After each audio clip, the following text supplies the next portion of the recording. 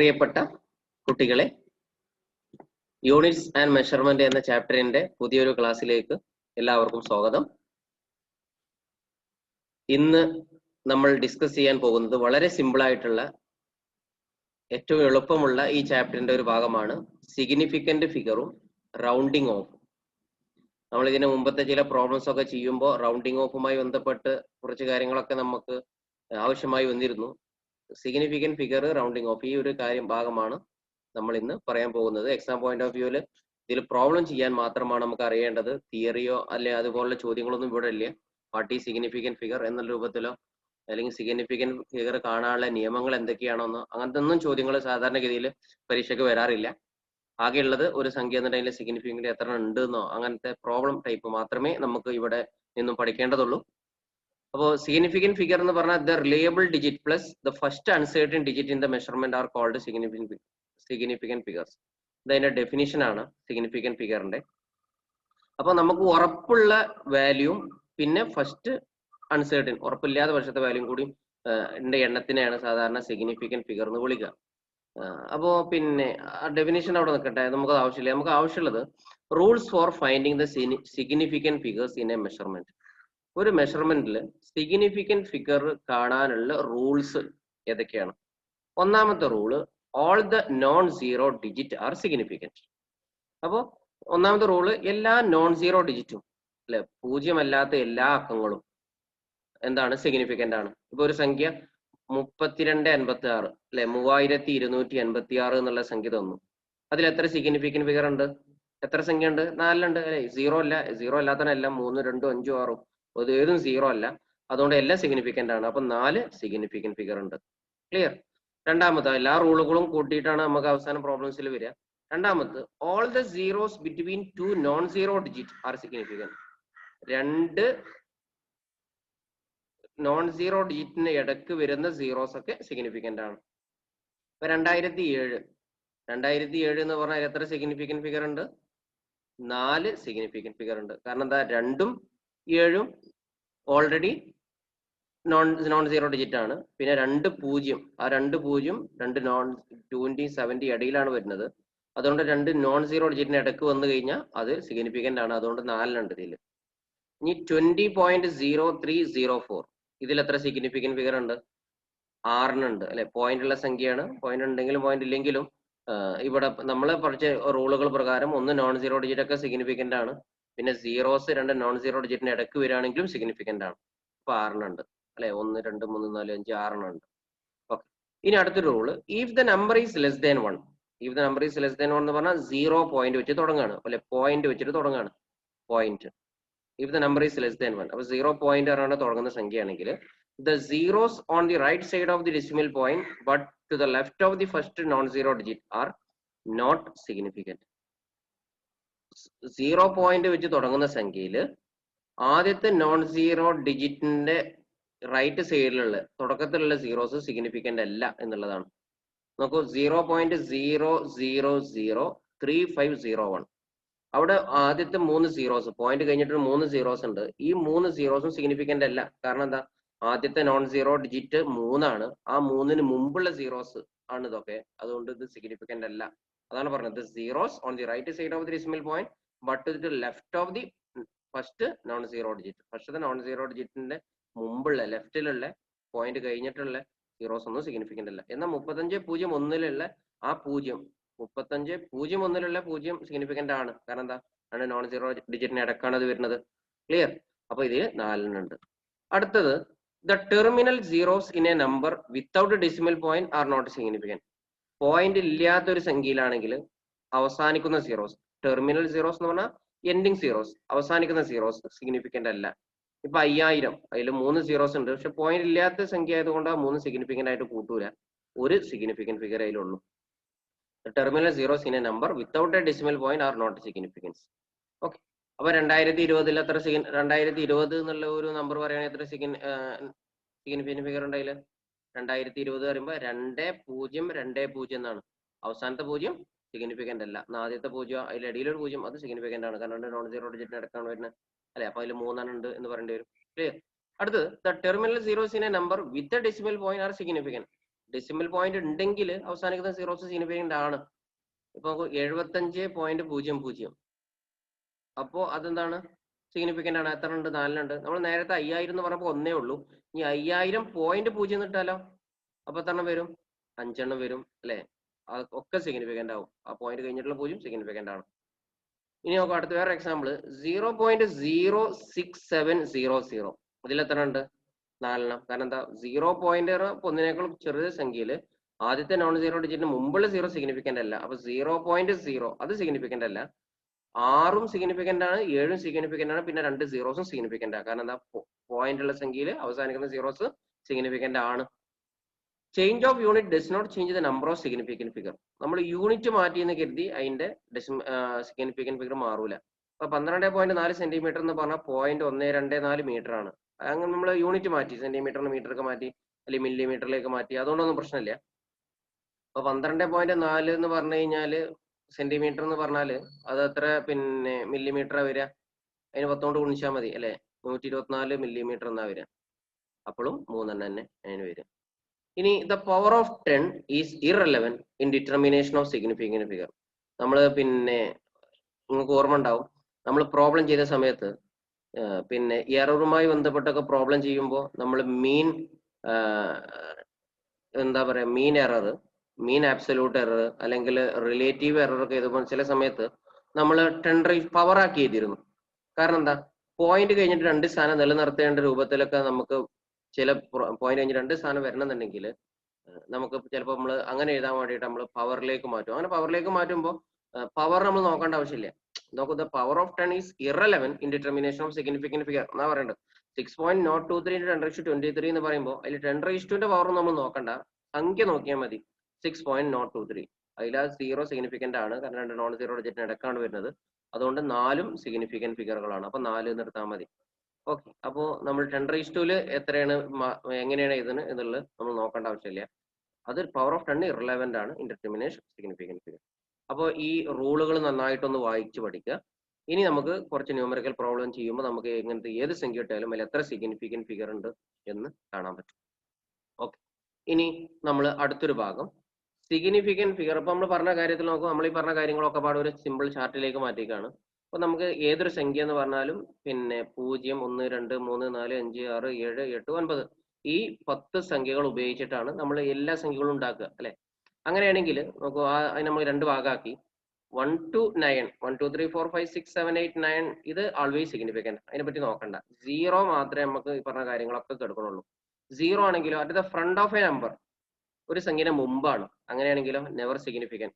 ഇപ്പോൾ നമ്മൾ James bond number ഒക്കെ എഴുതൂലേ 007, അപ്പോൾ അവിടെ 2 0, ആദ്യത്തെ നോൺ സീറോ ഡിജിറ്റിന് മുമ്പാണ് സീറോസ് വരുന്നത്. അത് സിഗ്നിഫിക്കന്റ് ആണോ? അല്ല. വണ്ടിന്റെ നമ്പർ ഒക്കെ എഴുതുമ്പോൾ ചിലപ്പോൾ അങ്ങനെ ഉണ്ടാവുക അല്ലെ? ഇപ്പൊ പിന്നെ വണ്ടി നമ്പർ 1 ആണെങ്കിലും ചിലപ്പോൾ 0001 എന്നൊക്കെ ഇടും. ആ 0 ഒന്നും സിഗ്നിഫിക്കന്റ് അല്ല. ക്ലിയർ? രണ്ടാമത് ബിറ്റ്വീൻ അതർ ടു 0 നടുക്കിൽ വന്നാലോ ആൾവേസ് സിഗ്നിഫിക്കന്റ് ആണ്. ഇനി അടുത്ത എൻഡ് ഓഫ് എ നമ്പർ 0 അവസാനം വന്നാലോ? അവസാനം വന്നാൽ നമുക്ക് 2 കാര്യം നോക്കണം. Does not contain a decimal point, point ഇല്ലെങ്കിൽ സിഗ്നിഫിക്കന്റ് അല്ല. Contains a return decimal point, point ഉണ്ടെങ്കിൽ സിഗ്നിഫിക്കന്റ് ആണ്. ഇതാണ് നമ്മൾ പറഞ്ഞ കാര്യങ്ങൾ. ഒന്നുണ്ട് പിന്നെ നമ്മൾ സമ്മറൈസ് ചെയ്ത് പറഞ്ഞു എന്നുള്ളൂ. നിങ്ങൾ ആ റൂളുകൾ നന്നായിട്ട് നോക്കിയാൽ മതി. ഇനി റൗണ്ടിങ് ഓഫിന്റെ കാര്യങ്ങളും കൂടി പറയാണ്ട്. റൗണ്ടിങ് ഓഫ് എങ്ങനെയാണ് നമ്മൾ സംഖ്യകളെ റൗണ്ട് ചെയ്യുക?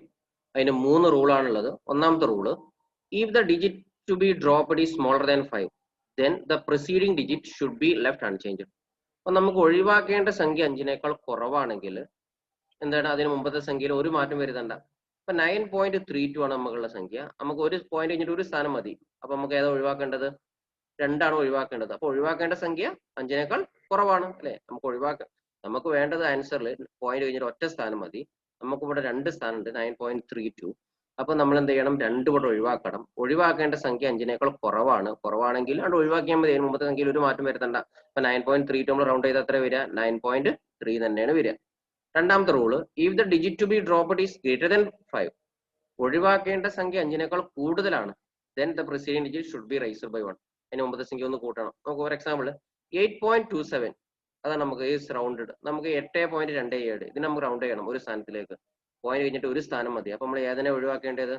7നെ ഒഴിവാക്കണം. അല്ലെ? 7 എന്ന് പറഞ്ഞാൽ 5നേക്കാൾ കൂടുതലാണ്. അതുകൊണ്ട് അതിന് മുമ്പത്തെ സംഖ്യ ഒന്ന് കൂട്ടണം. അപ്പൊ ഇത് റൗണ്ട് ചെയ്ത് എത്ര വരിക 8.3 എന്ന് വരും. അതിന് മുമ്പത്തെ സംഖ്യ 2 ആണ്. 2 ഒന്ന് കൂട്ടിയിട്ട് 8.3 എന്ന് എഴുതണം. ക്ലിയർ.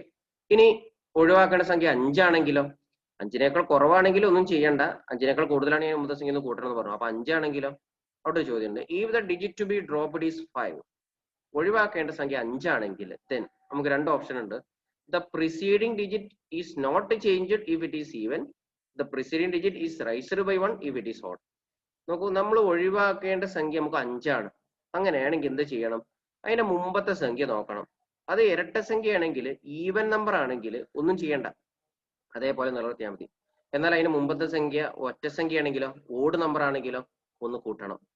നമുക്കൊരു എക്സാമ്പിൾ 5.45 നമുക്ക് ഒരു സ്ഥാനത്തിലേക്കാണ് നിർത്തേണ്ടത്. അപ്പൊ നമ്മൾ 5 ഏതാ ഒഴിവാക്കേണ്ടത്? 5നെ ഒഴിവാക്കണം. 5 ഒഴിവാക്കുമ്പോൾ അതിന് മുമ്പത്തെ സംഖ്യ നോക്കണം. മുമ്പത്തെ സംഖ്യ ഏതാ? 4. 4 ഏത് സംഖ്യയാണ്? ഇരട്ട സംഖ്യയാണോ ഒറ്റ സംഖ്യയാണോ? ഈവൻ ആണ്, ഇരട്ട സംഖ്യയാണ്. അതുകൊണ്ട് അതേപോലെ നിർത്തിയാൽ മതി. 5.4 തന്നെയാണ് വരിക. On being rounded of becomes 5.4.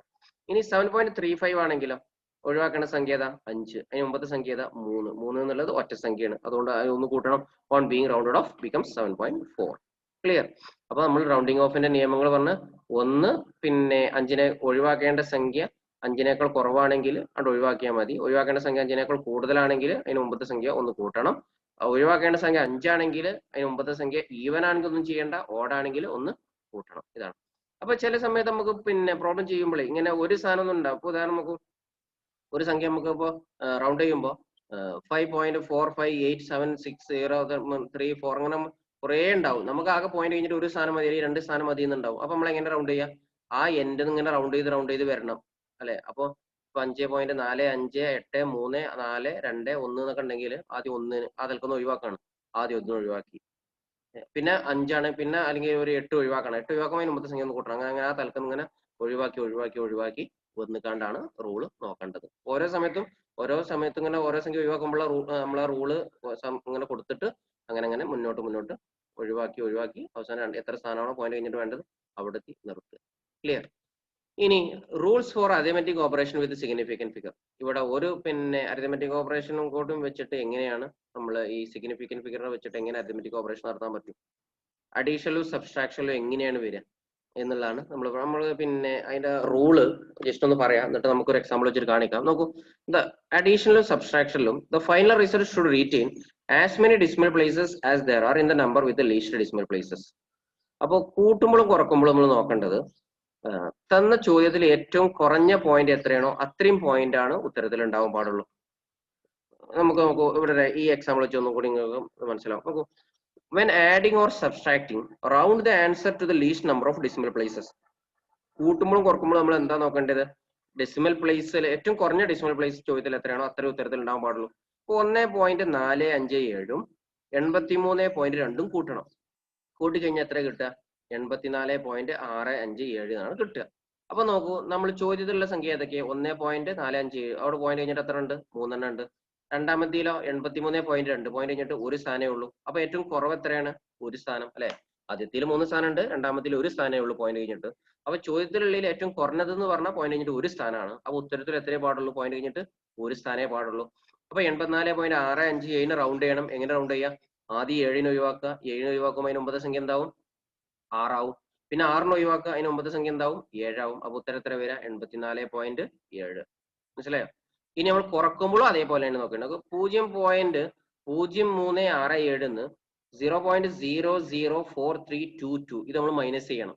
ഇത് മൈനസ് ചെയ്താൽ നമുക്ക് നേർക്ക് കിട്ടുക 0.032378 എന്നാണ് കിട്ടുക.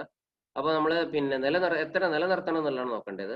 ആദ്യത്തേൽ പോയിന്റ് കഴിഞ്ഞിട്ട് 4 സ്ഥാനമുണ്ട്, രണ്ടാമത്തേൽ പോയിന്റ് കഴിഞ്ഞിട്ട് 6 സ്ഥാനമുണ്ട്. അപ്പൊ ഏറ്റവും കുറവ് 4 സ്ഥാനമാണ്. അപ്പൊ ഉത്തരത്തിലും പോയിന്റ് കഴിഞ്ഞിട്ട് 4 സ്ഥാനേ പാടുള്ളൂ.